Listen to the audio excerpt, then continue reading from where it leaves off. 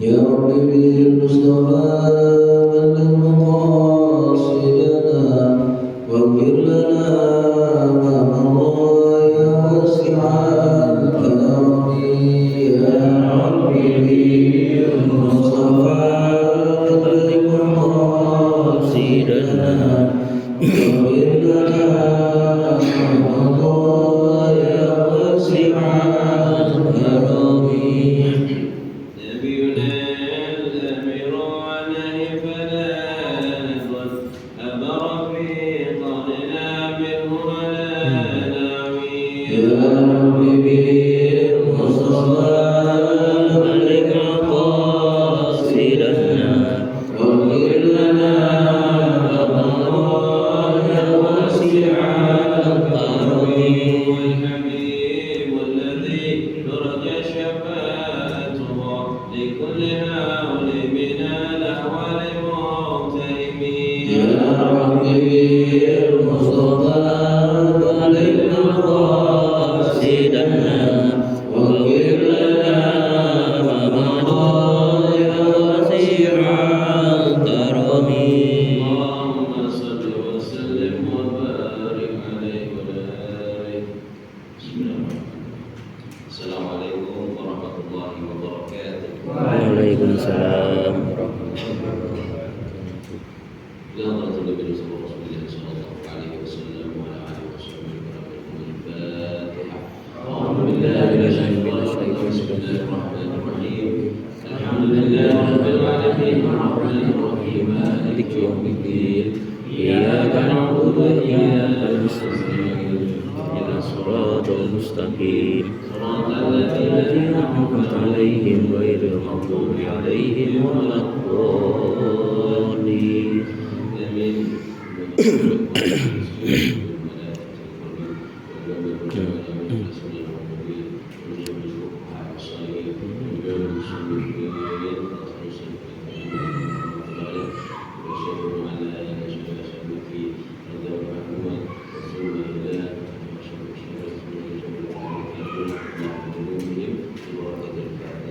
أعوذ بالله من الشيطان الرجيم. بسم الله الرحمن الرحيم. الحمد لله رب العالمين الرحمن الرحيم مالك يوم الدين. إياك نعبد وإياك نستعين. اهدنا الصراط المستقيم صراط الذين أنعمت عليهم غير المغضوب عليهم ولا الضالين.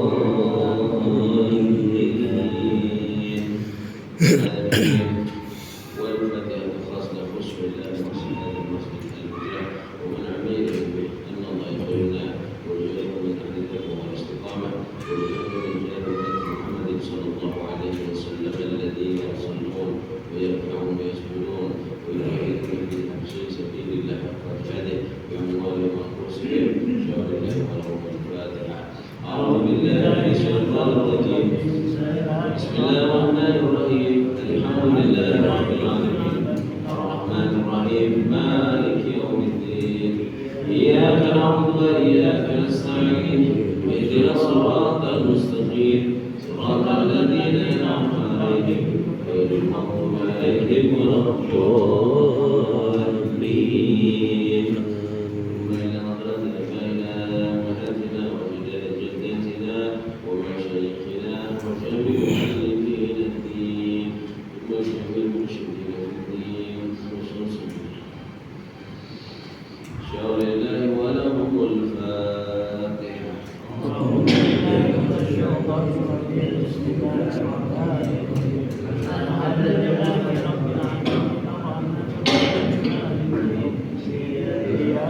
إياك نعبد وإياك نستعين اهدنا الصراط المستقيم صراط الذين أنعمت عليهم غير المغضوب عليهم ولا اللهم إلى الضالين. المسلمات والمؤمنين والمؤمنات الأحياء منهم والأموات من مشارق الأرض إلى مغاربها من يمينها إلى شمالها ومن ظهرها ومن أطرافها إلى يوم القيامة شاور الله ولهم الفاتحة. أعوذ بالله من الشيطان الرجيم. بسم الله الرحمن الرحيم. الحمد لله رب العالمين الرحمن الرحيم مالك يوم الدين. إياك نعبد وإياك نستعين. اهدنا الصراط المستقيم عليهم ولا الضالين آمين. الحمد لله رب العالمين على كل شيء قدر الله لنا بنعم كثيرة نحمده ونشكره على ذلك. اللهم اجعلنا من الشاكرين، اللهم اجعلنا من المتقين، اللهم اجعلنا من المتقبلين، اللهم انفعنا بما علمتنا وعلمنا ما ينفعنا وارزقنا علوما تنفعنا وارزقنا في الدين وعلمنا التوبة برحمتك يا ارحم الراحمين.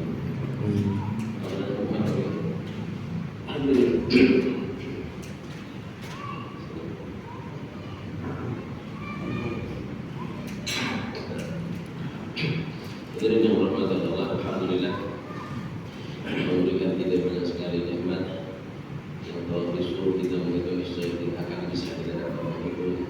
Alhamdulillah malam ini kita bisa diberikan kesempatan nikmat sehat walafiat.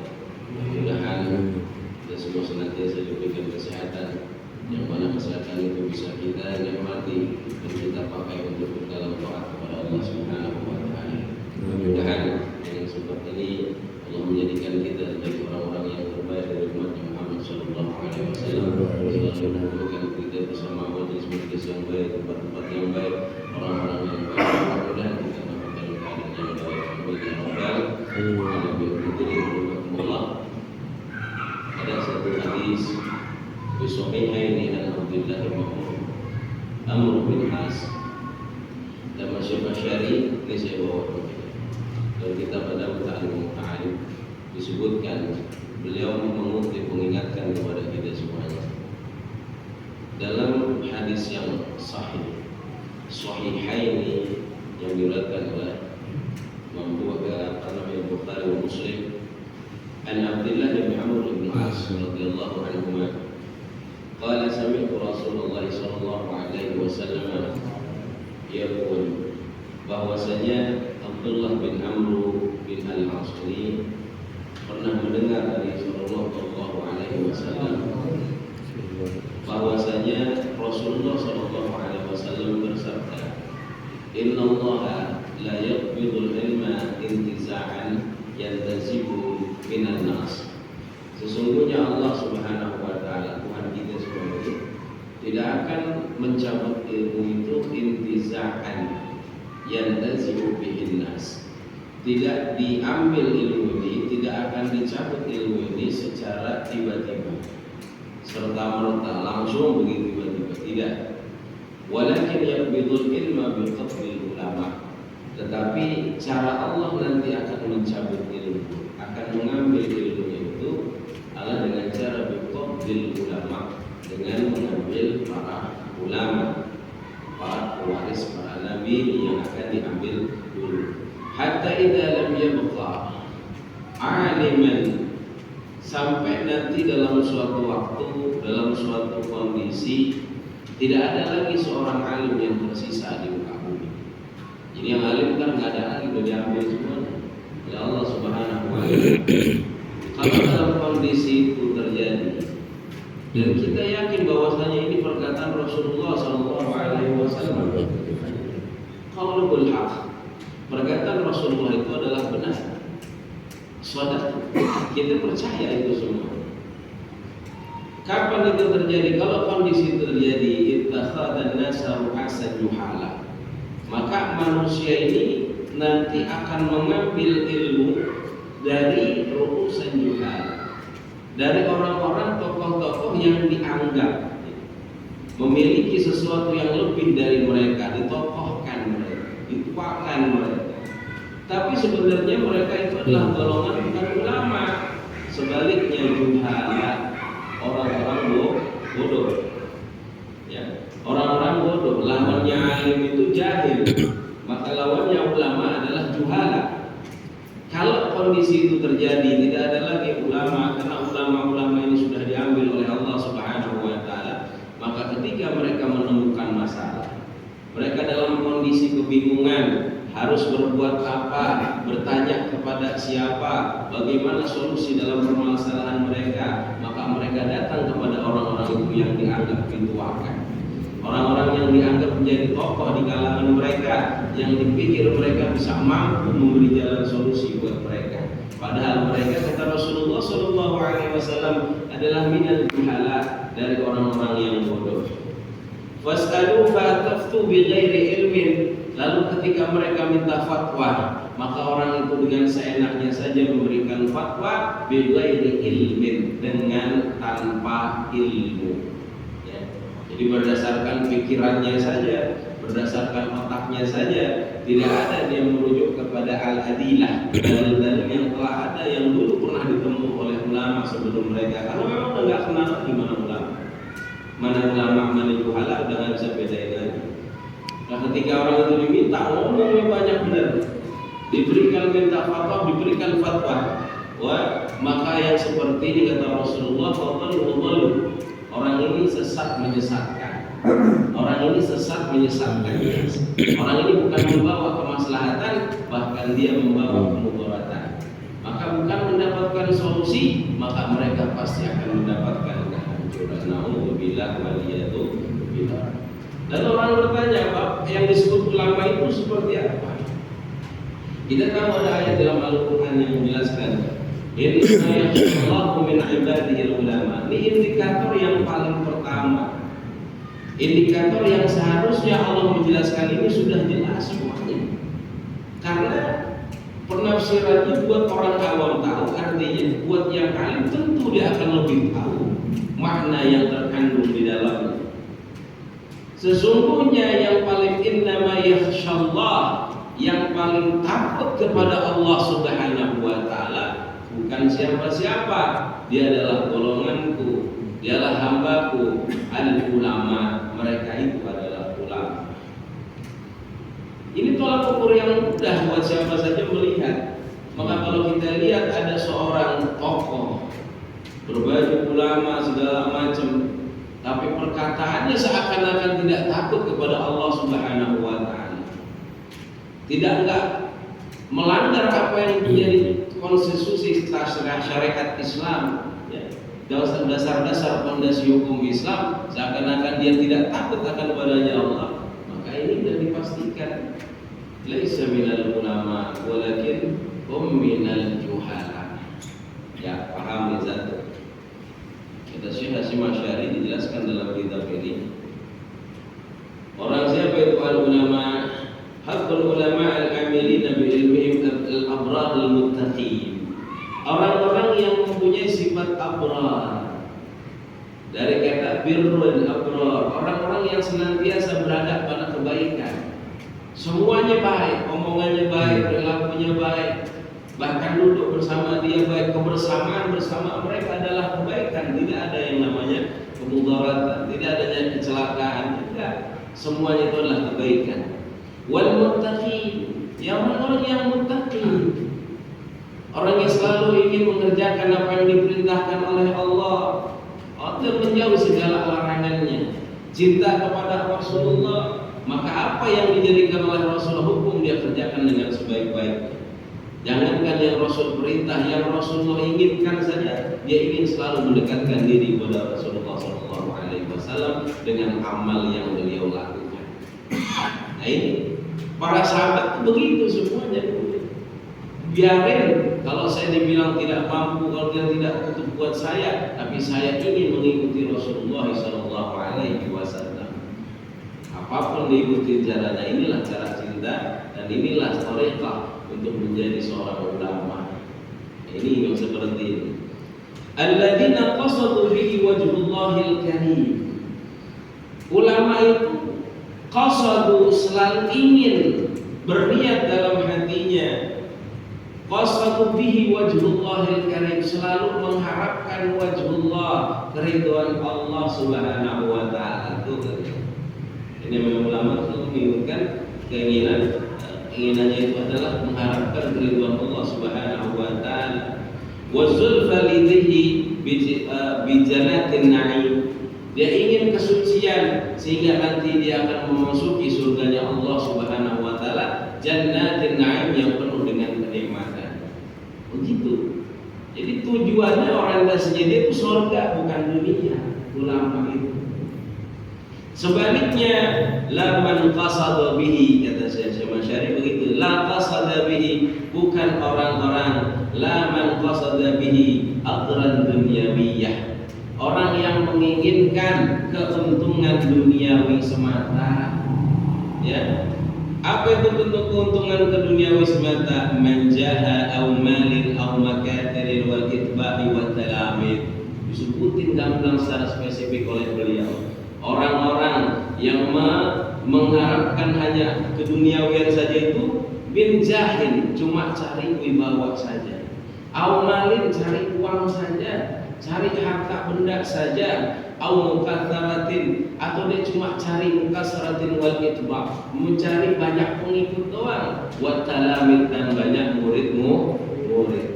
Ini disebutkan oleh Syekh Hasyim Asy'ari dalam kitabnya ini. Bapak-bapak yang dirahmati oleh Allah, zaman sekarang di negara kita ini pinter-pinterlah Pak, cari guru.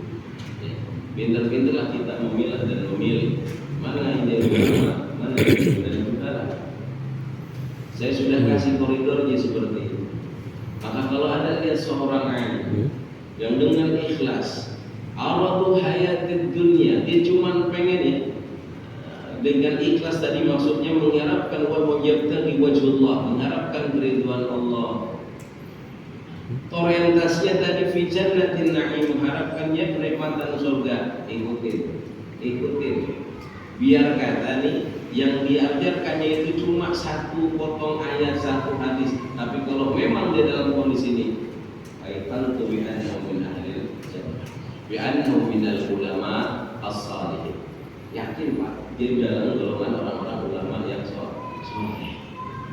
Tapi kalau sebaliknya, kalau kita lihat orang mungkin dia ditokohkan, mungkin ucapannya bagus, wah sudah terpampang di media-media sosial dan segala macam. Tapi kalau omongannya ini seakan-akan nggak takut kepada Allah, tidak membawa kita kepada tadi orientasinya kepada akhirat, kepada surga, melainkan banyak ujaran kebencian di situ yang membuat kita persatuannya jadi wah, laisu minal ulama walakinnahum minal juhala. Hati-hati, jangan-jangan dia bukan ulama, dia malah orang-orang yang jahil.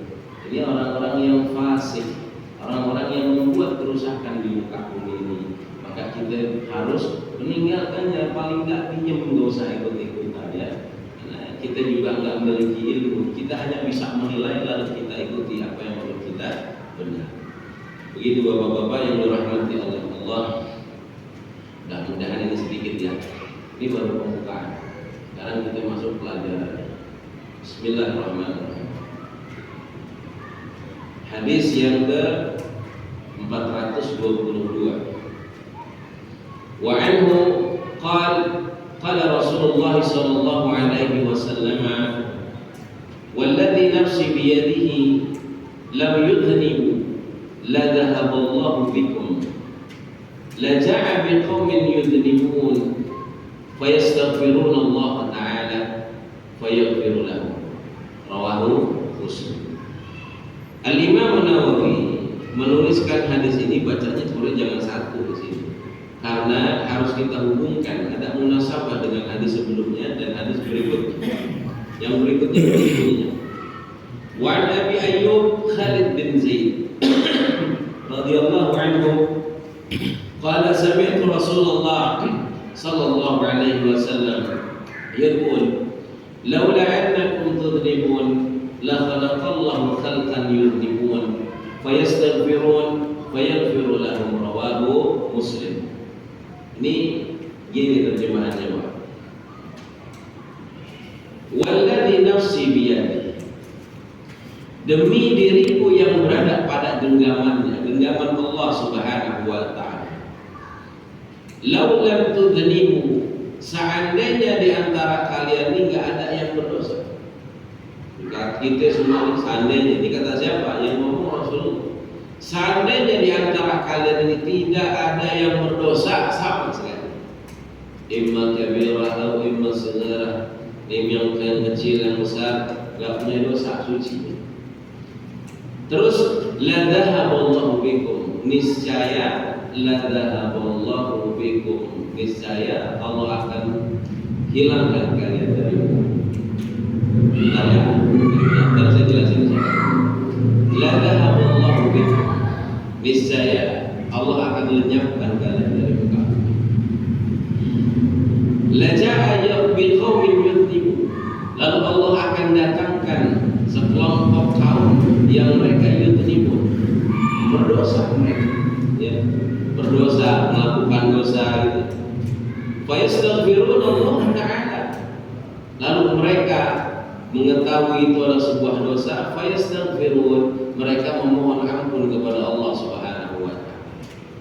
Fa yaghfir lahum, maka Allah ampuni dia.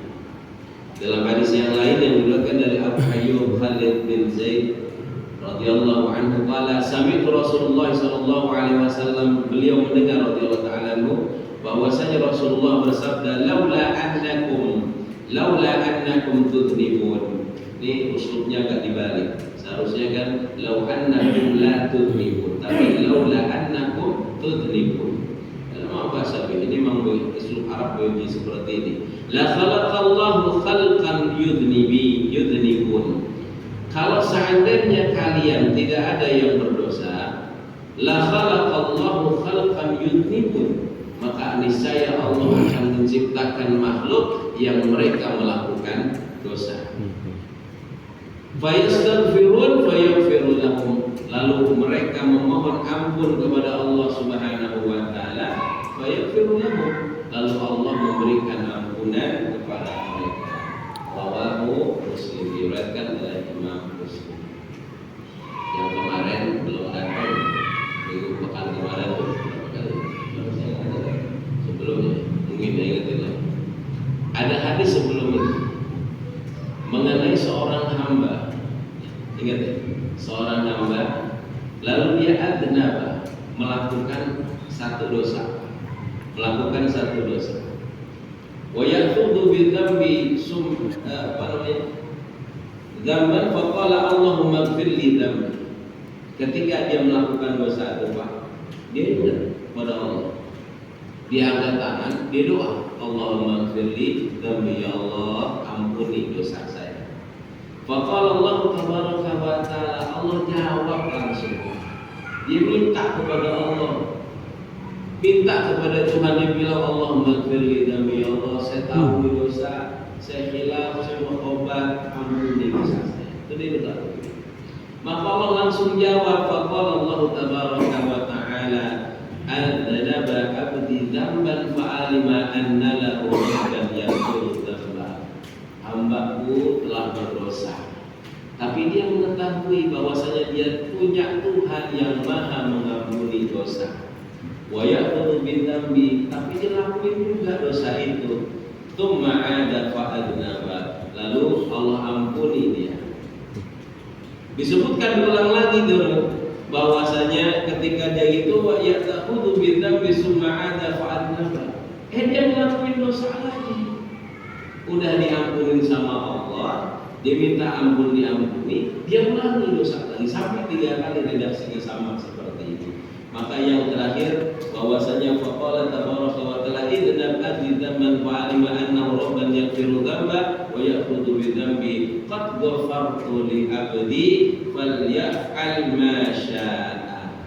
Kata Allah yang terakhir, hambaku berdosa, dia mohon kepadaku, maka aku ampuni dia. Dia dosa lagi, maka aku bilang bahwasanya qad ghafartu li abdi, saya telah ampuni dosa-dosa hamba saya. Falyaf'al ma syaa, maka silakan kau lakukan apa yang dia suka lakukan. Ini syarat, Pak. Maksudnya selama kita ini masih memiliki syahadat, ini syaratnya. Ada syahadatnya.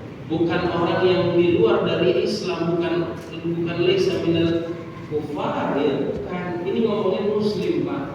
Orang yang punya syahadat, yang imannya ada di dada, tapi karena godaan musuhnya syaitanur rajim, dia melakukan dosa.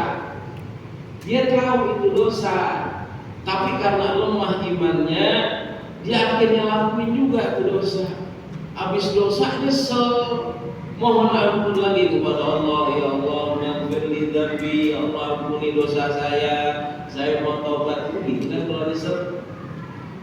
Tapi ketika diampuni, diulangi lagi sampai ujungnya Allah bilang sudah saya ampuni, maka silakan lakukan apa yang kamu lakukan. Syaratnya kalau masih satu punya iman, yang kedua masih ada waktunya. Kapan itu?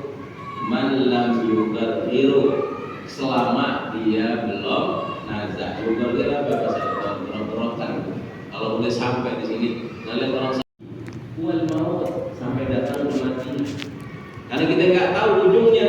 Ya siapa tahu aja dia yang seperti Allah kasih hidayah ujung-ujungnya sebelum mati udah bersih semuanya, udah taubat semuanya. Allah cabut namanya husnul khatimah.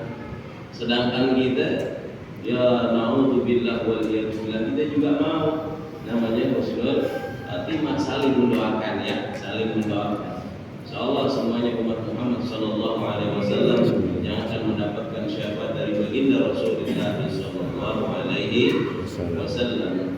Itu ya.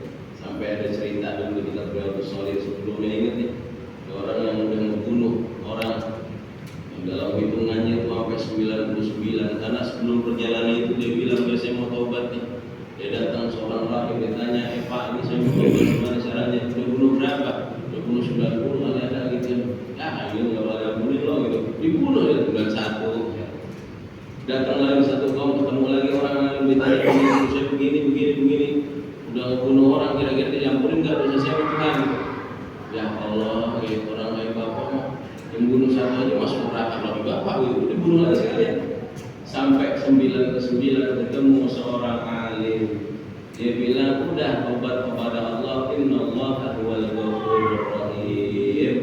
Tobat aja kepada Allah, masalah diterima apa enggak, saya yakin Allah itu Maha Pengampun. Tobat ini orang. Lihat tobatnya, saya udah mau bersih nih. Gimana cara saya udah kamu pergi ke sana?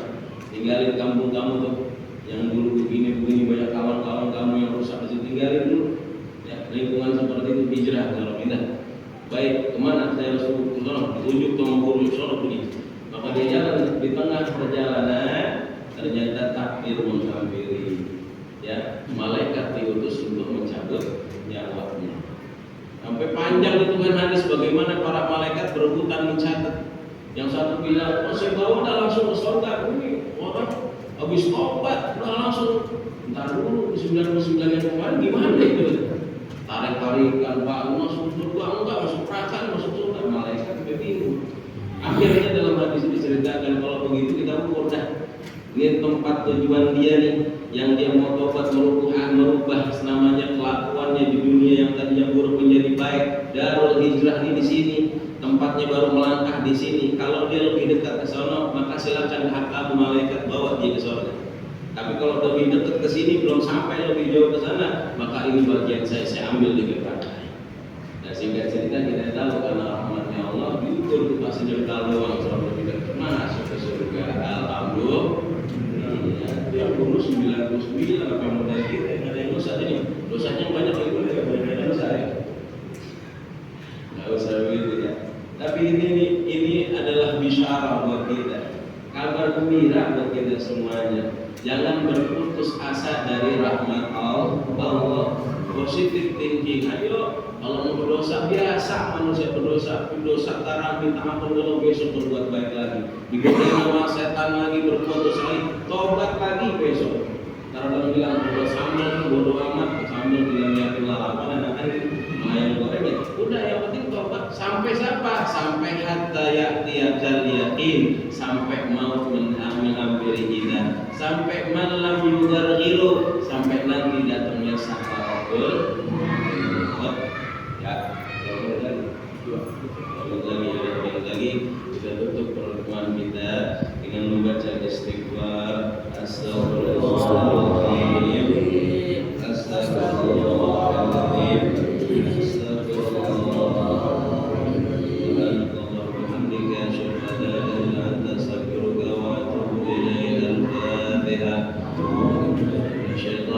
Bismillahirrahmanirrahim. Alhamdulillahirabbil alamin, arrahmanirrahim, maliki yaumiddin, iyyaka na'budu wa iyyaka nasta'in, ihdinas siratal mustaqim, siratal ladzina an'amta 'alaihim غير المغضوب عليهم ولا الضالين آمين يا الله بها يا الله بها يا الله بحسن الخاتمة يا الله بها يا الله بها يا الله بحسن الخاتمة يا الله بها يا الله بها يا الله بحسن الخاتمة ربنا وعدنا بما علمتنا رب علمنا الذي ينفعنا رب فقهنا وفقه أهلنا وقرابة لنا في ديننا مع أهل الفقر أنثى وذكر رب وفقنا وفقهم لما ترتدي قولا وفعلا كرما وارزق كلها